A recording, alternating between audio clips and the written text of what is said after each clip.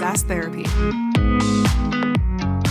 Welcome to SaaS Therapy, the show devoted to helping you save your most important relationships, your customers.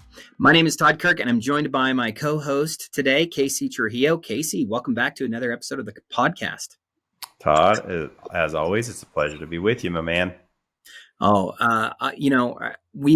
You and I, as we've said on many occasions, come from very different backgrounds. And today I'm excited because what we're going to be talking about today is the insights that you've gleaned from being a seller for 30 years or something, I think. Not to age you, Casey, but I guess you're getting up there. I was going to say that was a shot, Todd. Not only do you have better hair than me, but you're also younger. That was very cruel. Yeah, I think, Todd, for me, why I was excited about this session today and what we're going to be talking about is I remember going and there's a bunch of different customer success managers from all different SaaS vendors, all different verticals. And they were sitting in there listening to one of the leading consultants on, okay, how do we help our customers take ownership of their own adoption, of their own business value, what they're actually trying to get out of it, right? They're the ones that paid a lot of money. They should be the ones getting the benefits of this, right? But it's interesting that usually they don't take ownership of it. They put it all on the SaaS vendor. So in this conversation, this consultant was saying, hey, you need to create an action plan with your customer to say, okay, here's the business value I want. If that's the business value you want, who's going to own what? And how are we going to go and accomplish this? And they put dates and times and all these wonderful things. This sounds like Greg Danes over at ChurnRx. Is that what you're talking about? Yeah, that's exactly right. Basically, I've heard him talk about this, so it sounds kind of like the idea of how do you hold your customer accountable, essentially, and make sure that it's clear who owns what and who's doing what. Yes, exactly. And everybody agreed with what Greg was saying. They're like, yes, I need to do this. But the questions that I heard as CS people talked and whispered amongst themselves was, well, how do I know what's most important for my customer? And that's where they were struggling. How do I introduce this topic? Do I just show this PowerPoint and then we just fill in the information? But what are we filling the information on? Because usually it's going to be all about me and my software. How do I actually find something that my customer cares about? And so, Todd, as you mentioned, I've been doing this for 30 plus years. And I just want to walk through an exercise that I've developed over practicing this time over time. Again, I probably do 1,000 presentations every year. And I've been able to construct a way to partner with your customer to help them realize what is the initiative they actually want to work on, help them actually put a priority to it, and really become invested in making sure that this action plan becomes successful. So some call it a Jedi mind trick. I call it change management, but we'll let the audience decide today, Todd, on what that looks like. Well, I'm excited to dig in. I've been on many calls with you over the years, and you're the thing I would say is that the skill set that you have, or the magic of what you do, is that you come at this from the perspective of being more of a challenger. And I think there's a different skill set that you develop in a pre-sales motion as a seller than many of the CSMs that I've worked with have. Like a lot of CS people don't come from a sales background. They come from product, or they come from training or support. And because they need that technical knowledge, but they're oftentimes not prepared to know how to have that conversation with a customer to paint a vision and a pathway that's going to make them want to renew. And if the way I see it in the direction of how the CS world is going to be changing over the coming years, there's going to be a much stronger lens on, does client success drive renewal? Not just does CS drive usage, because usage itself is a poor substitute for results. And so I think it's really important to help the customer identify those results and figure out where they need to go. So that's kind of my way of saying I'm excited to learn about sales methodologies or change methodologies employed by a seller that can help a CS person open up a new skill set that can really make them more effective with their customers. Todd, let's get to work. Let's go through this. So let's pretend that we're going to do some 2024 planning with our customer. This is a normal thing that I'll see customer success do, that, hey, let's map out our initiatives for the year. So one of the first things I'm going to recommend, and again, it's going to not surprise you, is as you're talking about the 2024 initiatives, you would ask, as we have this call that's upcoming, who do you believe should be involved in that call? Now, I didn't suggest anyone, Todd. You'll notice how I worded that. Who do you believe should be involved in this call?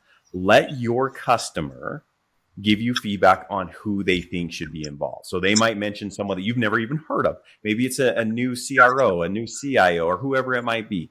And they might say, oh, you know what? I really want to introduce Deborah. She's new to the organization. She has an initiative that she's trying to sponsor. I think this would fit really well.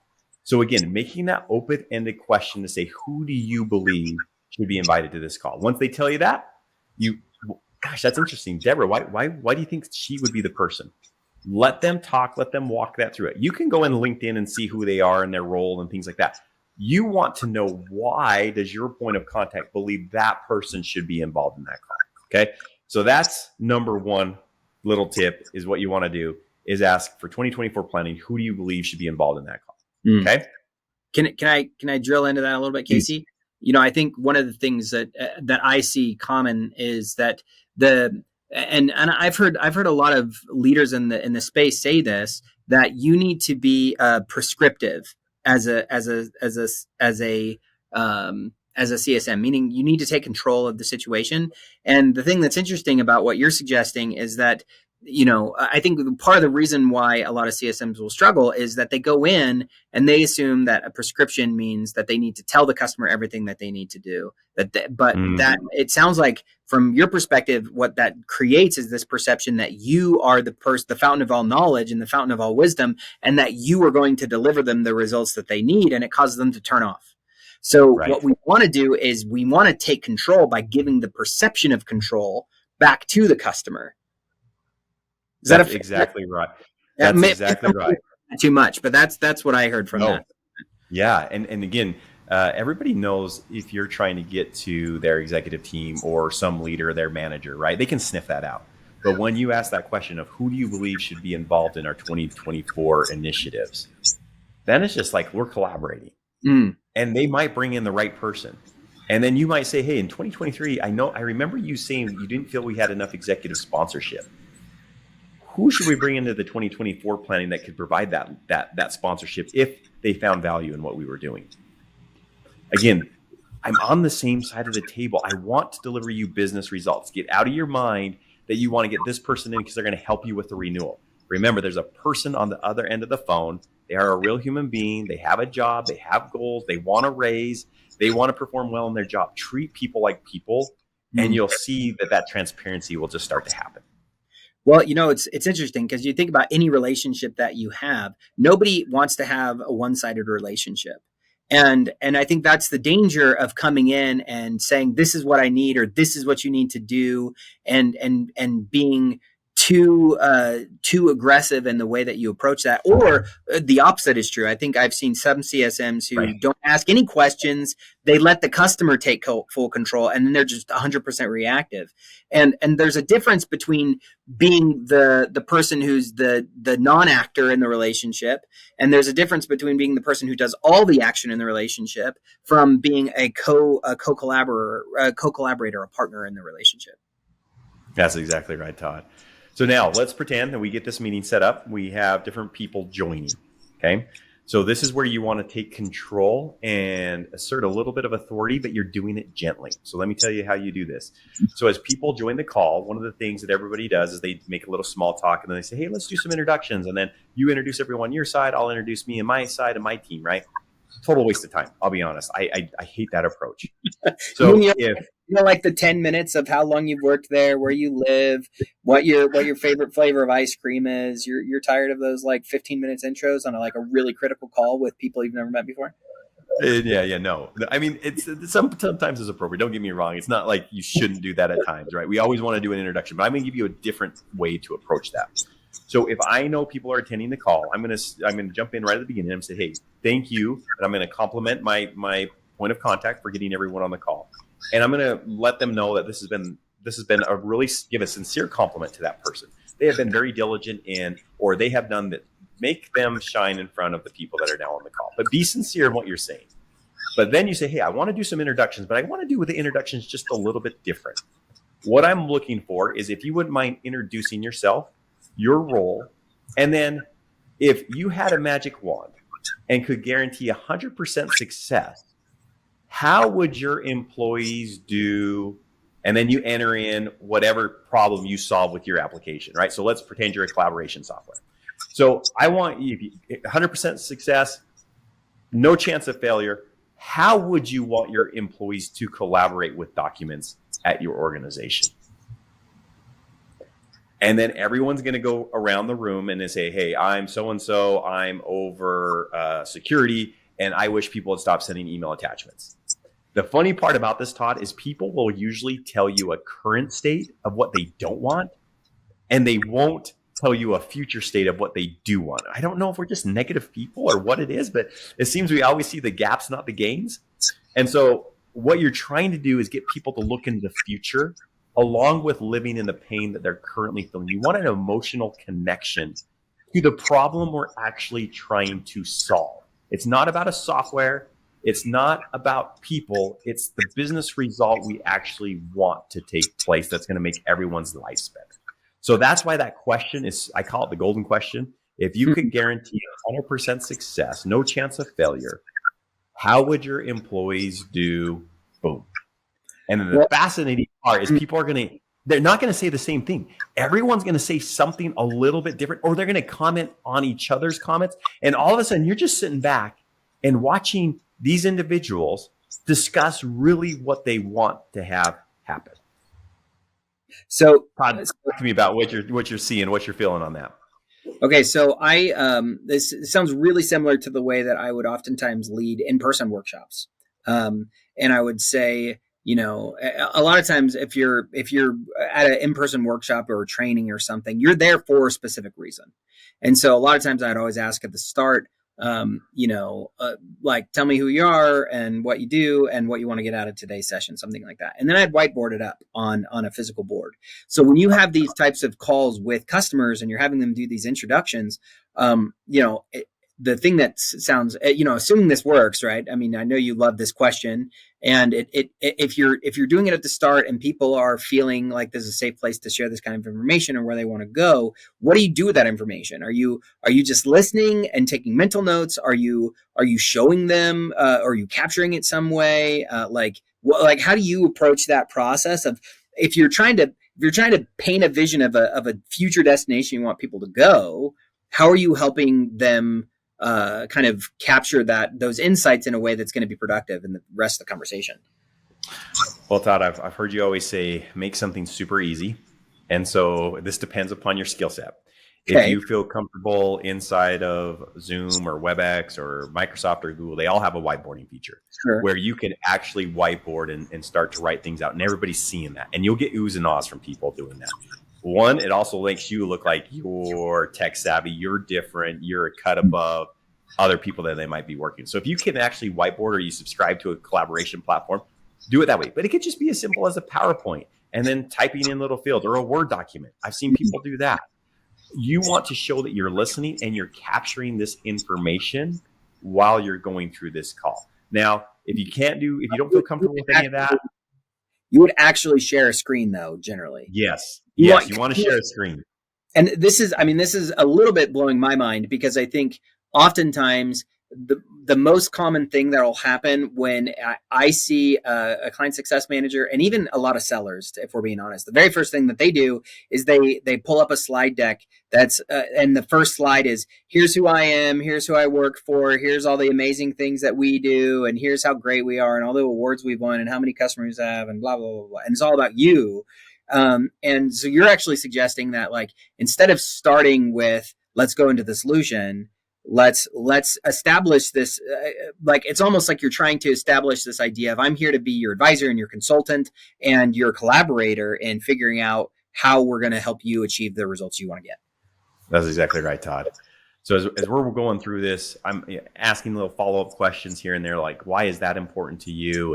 And how would we actually measure that? And I'm trying to capture these notes as they're saying these things. And this is how we're setting the tone, because we're getting right into the meat of what we want to talk about. So once we've gone through that and I have a good understanding of what success would look like, a little bit about how they would measure it. Don't go too deep, just a little bit. Like, okay, so what would that look like? How much time would that save? Great, I get that understanding. Now, here's the money question. So if that's how we want our users to work, how would you say the majority of your users are working today then? Well, everything's awful. Yes. Okay, now we're sitting in the pain. But you're not the one having to say this. They're the ones saying it to themselves.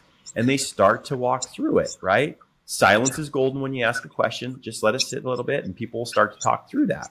And they'll start to say, oh my gosh, we're sending so many email attachments. Okay, so I sent an email attachment. What's the problem with that? Help me understand why that's an issue. Todd, you say it all the time. Enter into the room as the dumbest person in the room, leave the room as the smartest person in the room, right? So that's why I'm asking questions. That's what a good advisor does, right? You don't have to know everything. You just have to be really good at listening and processing and leaving with all the right information.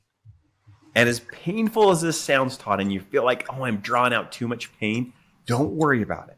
So, okay, we're sending a bunch of email attachments. Then why is that a challenge? What's wrong with that? Oh, so there's multiple documents. Okay, so how do you know which one is the right document? How do you then share that document internally or externally? Do you share those documents externally? Is that a challenge you're facing? Really make them walk through that. And then once you get through all that, you then say, okay, what would the cost savings be? What would be the time savings if we were actually able to get the majority of our employees to work in the way that you want them to work? Did you guys quantify that for me? And now I'm actually getting them to contrast between the two. Now they're saying, I remember working with one direct customer. So this is not the SaaS vendor. This is a direct customer. And they mapped it out and said, we'd save over $3 million if we could work this way. Okay, don't get excited on the CS side. Don't be jumping up and down. Control your voice and just say, okay, so if it's a $3 million savings, if we were able to get them to get to this state, what's keeping us from getting there? What's our roadblocks? And now they're walking through the roadblocks, right? And this is where you can now start to put in some information. This is where you're going to say, hey, as me and Todd were working with your comms team, they don't actually let us communicate out about some of these benefits. Do you think you could unblock us with that communication? Or, you know what, we haven't got any airtime on your corporate site. Do you think we could get some sponsorship there? Or, hey, I've always been trying to get an executive sponsorship video and get that sent out. Or could we be part of the town hall? How do you suppose we go and get that executive sponsorship that we need if that's the roadblock? Now, again, I'm just asking questions, but everybody's aligned to the vision. Everybody sees the ROI. Now, what's our blocks? What's our roadblocks? What's keeping us from getting there? Todd, what's some of the tips and tricks you would recommend to people as you help people discover their own landmines and get past it? Is there anything else you'd add on that? Well, I had more of a question that I wanted to push back on you, Casey, if that's okay. You bet. The way I would summarize what you're saying is you start at the front of you want to help people identify the gaps. And the gap will always feel bigger when they see where they want to go and then they look back and think about where they are versus thinking about where they are and then looking forward to where they need to go. So there's a benefit of starting with the future and where you want to go and then stepping back to where they are now. And that will ultimately open up the more vulnerability and honesty about where they want to end up. So I love that. I think that's a really good framework. I had a really important question that came to my mind here. And especially because you were using a specific example around how you share files through cloud storage. Yeah. And, not every SaaS vendor has a tool that does that. And so what's interesting is in that frame of mind, when you're asking these questions, my guess is there are scenarios where you're going to discover in these conversations that the big problem that they need to solve is something that you don't know how to fix yourself. Right? Or maybe it's something that has nothing to do with your actual product, but that is a barrier that's preventing them from actually getting the value of your product. Or what's even scarier for reps is that they actually feel like the problem is not something that your product can solve at all. So what would you recommend, or how do you help a CSM have the kind of the confidence and the faith to ask questions that might lead to answers that they are going to feel afraid they don't know the answers to. Oh man. I don't think people like my answer, which is you have to go out there and just ask the question. You have to do it, because think of just your current state. You're stuck with your point of contact and you can't get past them. You can't get any higher. You can't get across to other departments. Your current state is you're going to stay where you're at. So you have to ask these challenging questions without knowing the answers. Now, I will say, though, I am consistently guiding the person. That's why we start out with, hey, magic wand, 100% success. How would they work with X? I'm starting with the problem that I actually solve for. As we dive into layers, they're probably going to relate to that most likely. And doing this again over and over again, it usually stays there. But you'll have some things where they might go off a little bit. And I see one of the things that I know you do, Todd, I do, is, hey, I see that that's a blocker. Could we parking lot that one? I'm going to write this up here in the corner. And again, I'm sharing my screen. I'm in a Word doc or whatever I am. I'm going to parking lot this issue because I want to come back to this and I want to figure out how we answer that. But for today's conversation, it feels like we should focus a little bit more here. And so if there is something that I maybe gets us a little off track, I usually parking lot it. Yeah, you know what? I love that parking lot idea. When you're trying to lead a discussion and do some discovery and help a customer understand the direction that they want to go, the parking lot's really valuable for a couple of reasons. Because I think the reason I phrased the question the way that I did is because I think some CSMs would say, I'd rather not know that information because I don't want to look stupid. But the fact of the matter is that if you don't know that information, you're going to make a bunch of assumptions that are going to be wrong in the future. Yes. And so it's really so helpful to get that information and capture it, because now you have a chance to go back and do some more research or do some more digging when you're not on the call, or have a one-on-one with your trusted point of contact at the customer and say, tell me a little bit more about this and let's figure out if there's a way that we can help here, because now everything is out in the open in a real way. And You're not going to be caught off guard or be told, hey, this relationship's toast, it's dead. And you're like, I thought everything was great. Well, yeah, but we actually have all these other issues that are preventing us from succeeding. And so we decided that we need to put our relationship on pause or something. And the sooner you can identify those things and know about them, the better positioned you are to lead that conversation in the future. So the parking lot's awesome because it's going to help you take control if you get into a scenario where they're bringing up topics that you're not prepared to talk to at that moment, or you feel are out of bounds for where you need to go. But B, you've also learned a ton about who that customer is and how they think. And that's going to also inform future conversations. So the parking lot is like an awesome way to ensure they stay on point, but you're also capturing information that empowers you to have really effective follow-up conversations in the future. Todd, one other power to asking questions you don't know the answer to is usually you'll discover that there's an opportunity to upsell your customer on different services that they actually need that they didn't know you actually provide. So let's say, for example, they say, one of the issues that we're having is we're not integrated in with our Google environment. Oh, so you're saying one of the blockers is when we're doing collaboration, because it's not integrated with Google, people are having to go into, they can't find our app or they don't know where to go, and it's not a seamless approach. Well, yeah. Okay. I'm going to put in as one of the recommendations after we get off of this call that we do have an integration. It is a separate cost. We won't dive into that today, but I'll put that as one of the items that we could look at to maybe fix that issue if we're seeing that's a major blocker. So actually, sometimes in asking a question you don't know the answer to, you're going to get a lot of info that maybe you have a service or another module that could actually answer that, and people just weren't aware of it. Now you got to be careful. Don't go into sales pitch. Sure. You're also not having to force some solution down their throats that they're not ready to hear, right? I mean, exactly right. You told me something once where I think I was frustrated because we had been talking with somebody a customer we were working with, and we'd had multiple conversations with them, and all of a sudden it's like, why? I don't understand. We've told them this same thing like 50 times, and why do they finally get it? And one of the things that you said to me, which I thought at the moment was like just a silly platitude, but I was mad at the platitudiness of it and how good it was, which is people won't hear it until they're ready to hear it. And I think that's one of the things that we are we always think, well, we only have so many touch points with the customer, so I have to get everything out. I have to tell them everything that they can do and everything that they need to know. And if I don't do that, then they're never going to get where they need to go. And so as a result, we don't do enough for preparing the soil to receive the seed to grow, right? That's kind of a dumb analogy, I guess, but the idea, maybe it's attitude worthy, man. That was great. It's good. Yeah. Like basically we're trying to grow corn crops, and we're just throwing the seed on hard ground, and it's not penetrating the soil. So it seems like everything you're saying here is very, very helpful in kind of softening the soil and getting it ready for planting so that you can actually cause things to grow and succeed. Yeah, so let's recap. Future state, we want to know 100% success. What does that look like? We want that emotion, right?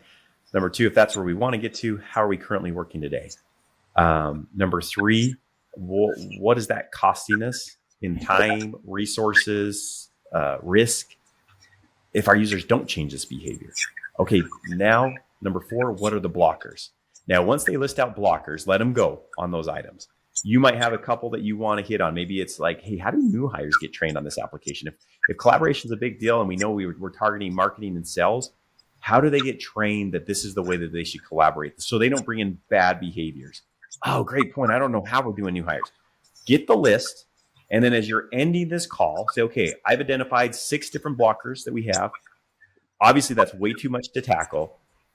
How would we rank the top 2? What would be the top 2 blockers? From there, you're going to get them to agree. You're going to ask them, why do they think that's number 1 or number 2, right? Why would we say those are the top 2? Fantastic. Okay, what I'm going to do is now create an action plan. So this is what Greg Danes was teaching and saying, hey, here's the initiative, here's who owns it, here's the time. Now you can map all that out because you've built out an ROI, you've built out the future state, you've built out the current state, and now what we're trying to overcome together. If we have measurables, we know how we're going to look at that. And now if you're able to get other leadership team involved, they're working off of the same document. So when they're meeting with your point of contact, they're saying, okay, how did we do in unblocking new hires? Where are we at with that? This is how you're transferring that accountability over to the customer. It seems so simple, and it is, but you have to practice it. And I'll tell you right now, Todd, I know me and you do this and people laugh at us, but we'll be at lunch. We'll role play with each other on customers that we have upcoming. Heck, with my kids, I'll ask that question of, you know what, for the school year this year, if you guaranteed 100% success, what grades would you pull? And, oh gosh, Dad, I'm going to get this and this and this. And what would that look like? And so what did you get last term? Oh, I got a 3 points, whatever. Okay, what do you think's keeping you from getting there? How do we unblock that? Like, this is just life skills that we're talking about to be able to understand what that other person is really striving for, see what it is, and then create and help them take that accountability for what they're actually trying to accomplish. So, Todd, I hope this has been helpful for our audience today. We always go away and we say, hey, we've got to practice this. So my challenge, I'll give the homework out this week, Todd. My challenge for you this week, and I if you want to do it with a customer, if you want to do it with your boss, if you want to do it with your partner, your kids, ask the golden question. 100% success, guaranteed, no chance for failure. What would happen? Whatever that sentence might be. And then just sit back and listen. And I think you'll be surprised about how your relationships will grow. So, Todd, I hope that was helpful for our audience today. I love it. Casey, thank you. I love hearing your insights, especially as a guy who didn't come from the sales world, but came from the training world. And I love seeing similar overlapping concepts. But really, you're right. It just comes down to a life skill that we need to learn how to help paint a vision and listen and be willing to really understand the needs of the customer and indicate that through a really good practice. So it's been great insights today. Thank you so much for sharing, Casey. Thanks, Tom. Thanks, everyone.